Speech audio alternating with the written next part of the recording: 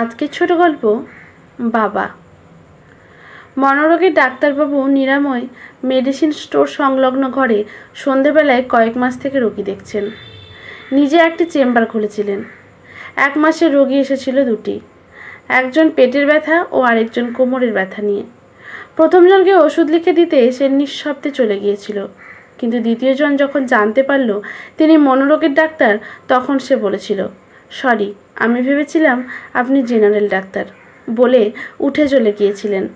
ডাক্তারবাবু বলার সুযোগ পাননি জেনারেল হলেই স্পেশালিস্ট হতে হয়, নিজস্ব চেম্বারে ভাড়া ওঠেনি, তাই নিরাময় এসেছেন। সত্যি বলতে কি, শরীরের মতো মনেরও যে রোগ হতে পারে সাধারণ লোক ভাবতেই পারে না। তার মনে কি করে ভয়, বিরক্তি, দুঃখ, শোক, বিষাদ, অবসাদ এসব স্বাভাবিক অনুভূতি। বাড়াবাড়ি হলে পাগলা গরদ আছে, ডাক্তারের দরকার কি? এখানেও যে খুব একটা রোগী আসছে এমন নয়, তবে নিরাময়ের মালিক ভালো লোক। বলেছিল পরিচিতি পেলে একটু সময় লাগবে ডাক্তারবাবু। মাস 2 আগে একজন এসেছিল, পর্দা সরিয়ে জানতে চেয়েছিল, আপনি তো মনোরোগের ডাক্তার? ডাক্তারবাবু বলেছিলেন, আসুন।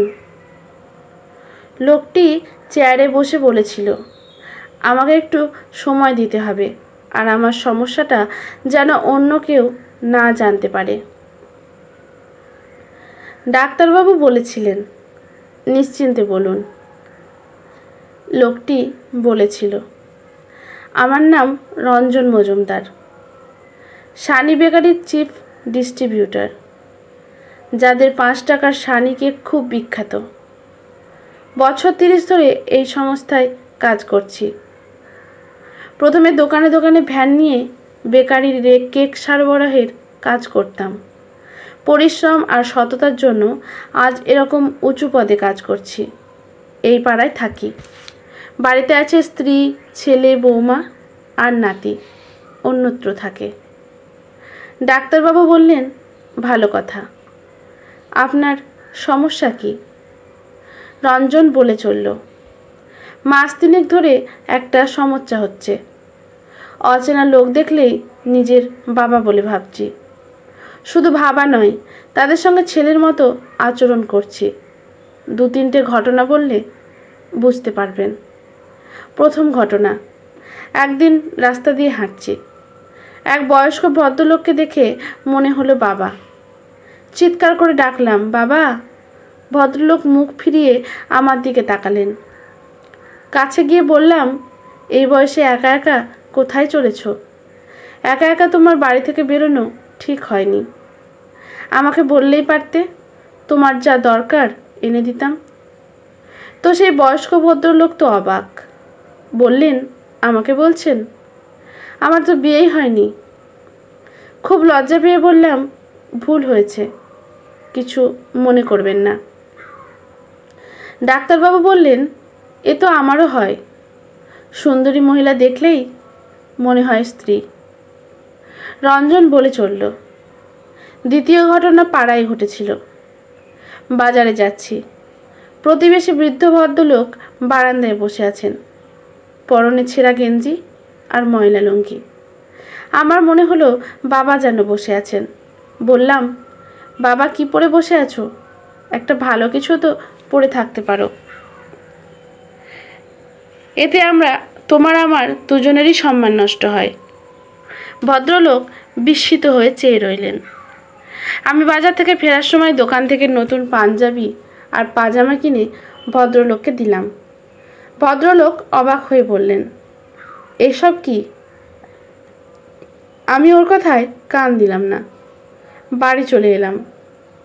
ডাক্তারবাবু বললেন, এ তো খুব ভালো কাজ, দুস্থ মানুষকে আপনজন ভেবে সাহায্য করা। রঞ্জন বলল, ফল ভালো হয়নি। পরদিন ওর ছেলে আমার দেওয়া পাজামা পাঞ্জাবি ফেরত দিয়ে বলল, এসব দিয়েছেন কেন? কে চেয়েছে? আপনি কি আমাদেরকে ভিখারি ভাবেন? নিজেকে বড় কিছু ভাবেন? এটা অসভ্যতা। এরকম করবেন না। ডাক্তারবাবু জানালেন, কখনো কখনো এরকম হয়, তবে তাই বলে উপকার করা ছাড়বেন না। তুমি অধম তা বলিয়া আমি উত্তম না হইব কেন? রঞ্জন বলে চলল। তৃতীয় ঘটনাটি আরও মারাত্মক। কাজের জায়গা থেকে ফিরছি, হঠাৎ দেখি গেল গেল চিৎকার। একটা লরি একজন প্রৌঢ় ব্যক্তিকে ধাক্কা দিয়ে পালিয়েছে। আহত রক্তাক্ত প্রৌঢ় রাস্তায় পড়ে আছে। হঠাৎ মনে হলো উনি আমার বাবা। ছুটে গিয়ে লোকজনকে বললাম, ইনি আমার বাবা, হাসপাতালে নিয়ে যাব, একটু সাহায্য করুন। লোকগুলো একটা ট্যাক্সি ডেকে দিল। নিয়ে গেলাম কাছাকাছি একটা বেসরকারি হাসপাতালে এমার্জেন্সিতে। কর্মীরা বলল, মেডিক্লেম আছে? বললাম হ্যাঁ। ওরা বলল, আগে ফর্ম ফিল আপ করে টাকা জমা দিয়ে আসুন। মেডিক্লেমের কাগজপত্র জমা দিয়ে জমা টাকা ফেরত পাবেন। ফর্ম ফিল আপ করতে গিয়ে মনে হলো আমার বাবা তো 15 বছর আগে মারা গেছেন। তাহলে আমি তো ভুল ভাবছি। ভাগ্য ভালো, ইতিমধ্যে আহত ব্যক্তির আত্মীয়রা চলে এসেছে। আর আঘাত গুরুতর নয়, না হলে ওর চরম পরিণতির জন্য আমি দায়ী হতাম। আমি দূর থেকে শুনলাম, ওরা বলছে সরকারি হাসপাতালে না এনে এখানে আনলো কে? এত টাকা কে দেবে? আমি বলতে গেলে পালিয়ে এলাম। ডাক্তারবাবু বললেন, বেশ জটিল সমস্যা। রঞ্জন বলল, আমার বাবা সম্বন্ধে বলে নিই, তাহলে আপনার বুঝতে সুবিধে হবে। আমার বাবা নামকরা কারখানার কর্মী ছিলেন। কারখানা বন্ধ হয়ে গেলে সংসার চালাতে সমস্যায় পড়েন। পরিবারে 5 জন লোক, বাবা, মা, 2 দিদি ও আমি। দিদিরা সুস্ত্রী ছিল, ভেবেছিল সম্পন্ন পরিবারে বিয়ে হবে। যারা দিদির বিয়ের জন্য দেখতে আসতো, বাবা বেকার আর যৌতুক দিতে পারবে না জেনে পিছিয়ে পড়তো। শেষে এক দিদি পাড়ার এক ট্যাক্সি চালককে আর এক দিদি মুদিখানার কর্মচারীকে বিয়ে করলো। বিবাহিত জীবন সুখের হয়নি। তো দিদিরা তাদের অবস্থার জন্য বাবাকে দায়ী করত, অভিযোগ করত অক্ষম, অপদার্থ, অযোগ্য বলে। আমি বিএ পাশ করে এমএতে ভর্তি হতে যাব। এমন সময় বাবা জানালো আর পড়াবার সামর্থ্য তার নেই। আমি যেন চাকরির চেষ্টা করি। আমার স্বপ্ন ছিল এমএ পাশ করে অধ্যাপনা করব। কি আর করা যাবে? দিদিদের মতো আমিও বাবার প্রতি ক্ষুব্ধ হলাম। আমারও মনে হলো বাবা অক্ষম, অপদার্থ, অযোগ্য। বিয়ে করা সন্তানের জন্ম দেওয়া উচিত হয়নি, কিন্তু চাকরি খুঁজতে হবে। কিন্তু চাকরি পাওয়া যে সহজ নয় সেটা বুঝলাম। সরকারি বেসরকারি কোনো অফিসেই কাজ মিলল না। শেষ পর্যন্ত বেকারির কাজে যোগ দিলাম। ইতিমধ্যে মা বদলে গেল। ইতিমধ্যেই মা বলতে গেলে বিনা চিকিৎসায় মারা গেল। ভালো চিকিৎসার খরচ বাবার কাছে ছিল না। এসব ঘটনায় আমরা, দিদিরা ও আমি ক্ষুব্ধ হয়ে বাবার সঙ্গে কথা বলা বন্ধ করে দিলাম। দিদিরা তবু বাইরে থাকে। আমি একাই বাড়িতে থেকে বাবার সঙ্গে কথা বলতাম না। তারপর বিয়ে করলাম, ছেলে হলো। একদিন বউ ছেলে নিয়ে বেড়াতে গিয়েছিলাম। ফিরে এসে শুনলাম দুর্ঘটনায় বাবা মারা গিয়েছেন। অদ্ভুত প্রতিক্রিয়া হলো। আমাদের দিদিরা বললেন, যেমন কর্ম তেমন ফল। অতটা নিষ্ঠুর মন্তব্য না করলেও আমার মনে হয়েছিল ঝামেলা গেছে। রঞ্জন একটু থামল। ডাক্তারবাবু বললেন, এখন সমস্যাটা কি? রঞ্জন বলল, সেটাই বলছি। এখন আমি বুঝি আমি বা আমার দিদিরা বাবার প্রতি যে আচরণ করেছি তা এক কথায় অবাঞ্ছিত, অনুচিত, অন্যায়। বাবা যে আমাদের প্রত্যাশা পূরণ করতে পারেননি তার জন্য দায়ী তিনি নন। কারখানা বন্ধ হওয়াটাই আসল ব্যাপার। এরপর তিনি ওখানে কাজ করে যা টাকা আয় করতেন তা দিয়ে সংসারের চাকা সচল রাখার চেষ্টা করতেন। অথচ আমরা তিনি কি খান, কি পরেন, তার কি ওষুধ লাগবে, কিসে তিনি ভালো থাকবেন এসব চিন্তা করিনি। এ থেকেই এখন আমার মনের মধ্যে অনুতাপ জন্মাচ্ছে। তারই ফলে অন্য লোককে বাবা ভেবে এরকম অদ্ভুত আচরণ করছি। বাবার প্রতি অসদাচরণের জন্য বিবেকের দংশনের প্রতিক্রিয়া। ডাক্তারবাবু বললেন, আমি হলাম পাগলের ডাক্তার, আর আপনি দেখছি শেয়ানা পাগল। আপনি আপনার রোগ কি জানেন, কেন হচ্ছে তাও জানেন, শুধু কি ওষুধ খেতে হবে এটা জানেন না, এই তো ওটাও জেনে নিন, তাহলে আমার কাছে আসার আর দরকার থাকে না। রঞ্জন বলল, ঠাট্টা করছেন ডাক্তারবাবু? এই সমস্যা থেকে রেহাই পাওয়ার জন্য আপনার কাছে জানা আসা। ডাক্তারবাবু জানালেন, আপনাকে কতগুলো পরীক্ষা দিচ্ছি, করে আনলে ওষুধ দেব, কিন্তু আপনার সমস্যাটা সাধারণ ওষুধে কমবে না। যা বলছি শুনুন। এটা ঠিক বলেছেন, আপনার বাবার প্রতি যথাকর্তব্য না করার জন্য অনুতাপ থেকে আপনি এরকম আচরণ করছেন। এর সমাধান হলো কোনো বৃদ্ধাশ্রমের সঙ্গে যুক্ত হয়ে যাওয়া। সেখানে অসহায় বৃদ্ধারা আছেন, কাউকে ছেলে চলে গিয়েছে, কারো ছেলে দূরে থাকে, কারো কি ছেলে মেয়ে কেউ নেই। ওদের কাছে যদি চান আপনার যা সামর্থ্য তা নিয়ে ওদের কথা শোনেন, ওদের সঙ্গে গল্প করেন, দেখবেন আপনারও ভালো লাগবে, ওরাও খুশি হবে।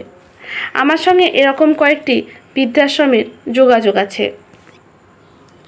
আপনি ইচ্ছে করলে কালই চলুন, আমি গাড়ি করে আপনাকে নিয়ে আসব। ভালো লাগলে মাসে 2-4 বার যাবেন। তখন অবশ্য আমাকে সঙ্গী হিসাবে পাবেন না। এখানে আমি নিজের কথা বলি। আমার জন্ম হয়েছিল নিম্নবিত্ত পরিবারে। ছোটবেলায় অনেক স্বাদ মেটেনি, যেমন আঙুর খেতে চাইতাম, নামকরা কোম্পানির রেডিমেড শার্ট পরতে চাইতাম, এই রকম আর কি। এখন ভাবি আজকের গরিব পরিবারের ছেলেরা এসব পায় না, সেই জন্য আমি এক অনাথ আশ্রমের সঙ্গে যুক্ত আছি। মাঝে মাঝে ফল, জামা কাপড় নিয়ে ওখানে গিয়ে গরিব ছেলেদের দিই, ওদের আকাঙ্ক্ষা মেটে, আমিও তৃপ্তি পাই। ডাক্তারবাবুর সঙ্গে ফল মিষ্টি নিয়ে রঞ্জন বৃদ্ধাশ্রমে গিয়েছিল। ডাক্তারবাবু সকলের সঙ্গে পরিচয় করিয়ে দিলেন, সকলের সঙ্গে গল্প করল রঞ্জন। তার বাবার মতো এদের অনেকের অবস্থা। এই শহরে ছেলে থাকে, তবু তার ফ্ল্যাটে বৃদ্ধের স্থান হয় না। কারো ছেলে বিদেশে থাকে, ফোনেও খোঁজ খবর নেয় না। কারো বা ছেলে মেয়ে কেউ নেই, ভয়াবহ নিঃসঙ্গতা। রঞ্জন ঠিক করলো যতদিন পারবে এদের কষ্টটা দূর করবে এখানে এসে, আর তার পাগলামিটাও হয়তো দূর হবে। কয়েকদিন পর রঞ্জন এলো ডাক্তারবাবুর কাছে, এসে জানালো, ধন্যবাদ ডাক্তারবাবু, আমার আর ওই সমস্যাটা হচ্ছে না।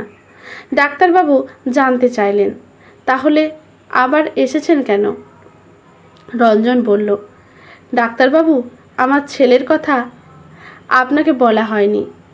ছেলে ইঞ্জিনিয়ার হতে চেয়েছিল, লেখাপড়ায় মোটামুটি ভালো ছিল। ইঞ্জিনিয়ার হওয়ার জন্য পরীক্ষা দিয়েছিল, সরকারি কলেজে চান্স পায়নি, বেসরকারি কলেজে পড়তে চাইছিল। অত টাকা আমার নেই। আমি বলেছিলাম জেনারেল লাইনে পড়। নিমরাজি হয়ে জেনারেল লাইনে পড়াশোনা করলো, পাশ করে ভালো চাকরি পায়নি, একটা দোকানে ক্যাশিয়ারের কাজ করে। আমার প্রতি ওর ক্ষোভ, আমার যথাযথ দায়িত্ব পালন করেনি। আমি অপদার্থ, অক্ষম, অযোগ্য। বিয়ে করেছে পাড়ার একটি মেয়েকে, শ্বশুরবাড়িতে থাকে, আমার সঙ্গে সম্পর্ক রাখে না। আমি যেমন আমার বাবার সঙ্গে আচরণ করতাম সেই রকমই ও করছে। শুধু একটা প্রশ্ন জানতে চাই ডাক্তারবাবু, আমি চলে যাওয়ার পর ওর মনেও কি অনুতাপ জন্মাবে? রাস্তায় একজন বয়স্ক লোক দেখে চেঁচিয়ে ওঠে বলবে, বাবা, একা একা বেরিয়েছো কেন? আমাকে বললেই তো পারো যা দরকার এনে দিতাম। ডাক্তারবাবু বললেন, হতে পারে, সেই ট্র্যাডিশন সামনে চলছে, তবে আমরা তো আছি। আজকের গল্পটি লিখেছেন বিজয় কুমার বিশ্বাস। গল্পটি যদি ভালো লাগে লেখকের প্রতি শ্রদ্ধা জানিয়ে একটি কমেন্ট করতে ভুলবেন না। লাইক শেয়ার করে পাশে থাকবেন। ইউটিউব থেকে দেখলে চ্যানেলটি সাবস্ক্রাইব করে বেল নোটিফিকেশনটি অল করে দেবেন। ফেসবুক থেকে থাকলে পেজটি ফলো করে রাখবেন। ধন্যবাদ।